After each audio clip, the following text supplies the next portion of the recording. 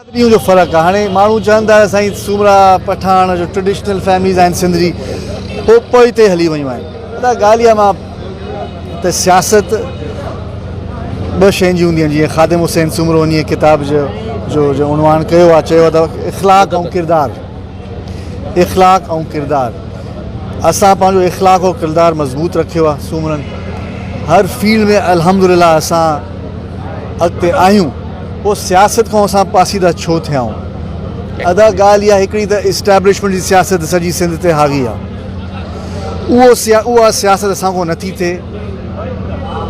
ऐं जॾहिं बि इन ख़ानदान इस्टेब्लिशमेंट सां कोऑपरेट कई आहे, हिकिड़े मख़सूस मक़सद जे लाइ कई आहे, पाकिस्तान खे मज़बूत करण लाइ, सिंध खे रीइंटीग्रेट करण लाइ कई आहे।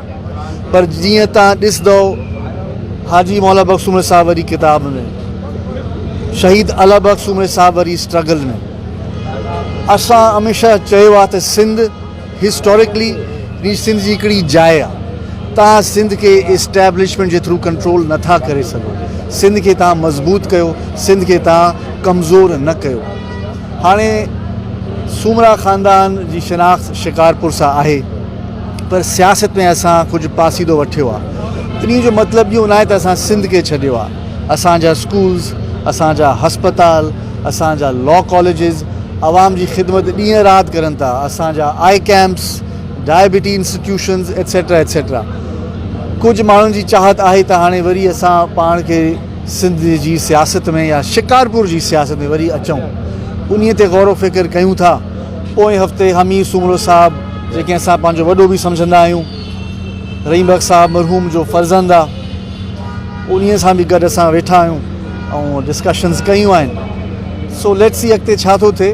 पर असां न सिंध खे छॾियो आहे न शिकारपुर खे छॾियो आहे। असां को ॿियो रस्तो वठियो आहे। अगरि तव्हां ॾिसो जो सियासत में आहिनि शिकारपुर में, तव्हां हुननि जो किरदारु, उन्हनि जो अख़लाक़ ऐं असांजे ख़ानदान जी कॉन्ट्रीब्यूशन न सिर्फ़ु शिकारपुर जे लाइ पर सिंध लाइ तव्हां कंपैरिज़न कयो।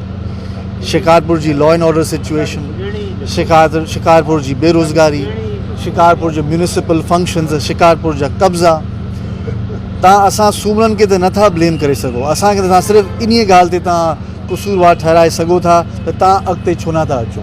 असां आया आहियूं, हारायल बि आहियूं, खटियल बि आहियूं, पर हाणे शिकारपुरनि खे सोचणो पवंदो त उहो पाण ख़ुशि आहिनि छा शिकारपुर जे हालात सां।